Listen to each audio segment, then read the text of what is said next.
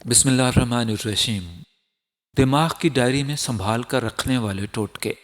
اگر چہرے پر دانے نکل آئیں تو کالی مرچ کو سندل کی طرح گھس کر چہرے پر لگائیں، 2-3 دن میں دانے صاف ہو جاتے ہیں۔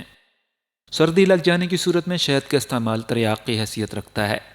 شہد سردی لگنے کے مضر اثرات سے بھی بچاتا ہے۔ المونیم کی کڑھائی، گھی وغیرہ جل جانے سے بدنما ہو جاتی ہیں۔ انہیں صاف کرنے کے لیے ریگمال استعمال کیا جائے۔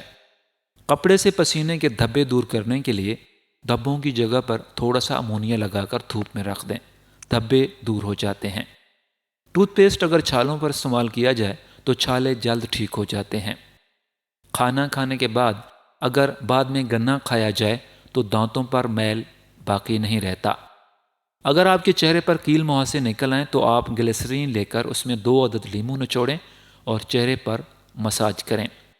اگر ہونٹوں پر سیاہی یا نلاہٹ آئی ہے تو لیموں اور گلیسرین استعمال کریں، آہستہ آہستہ نلاہٹ دور ہو جاتی ہے۔ اگر بخار تیز ہے تو بکری کا دودھ پاؤں اور سر پر ملنے سے بخار میں افاقہ آتا ہے۔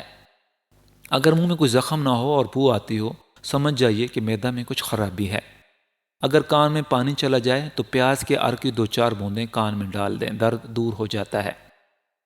موٹاپا دور کرنے کے لیے شہد اور گرم پانی کو ملا کر پینے سے جسم کی بڑھی ہوئی چربی بھی دور ہو جاتی ہے۔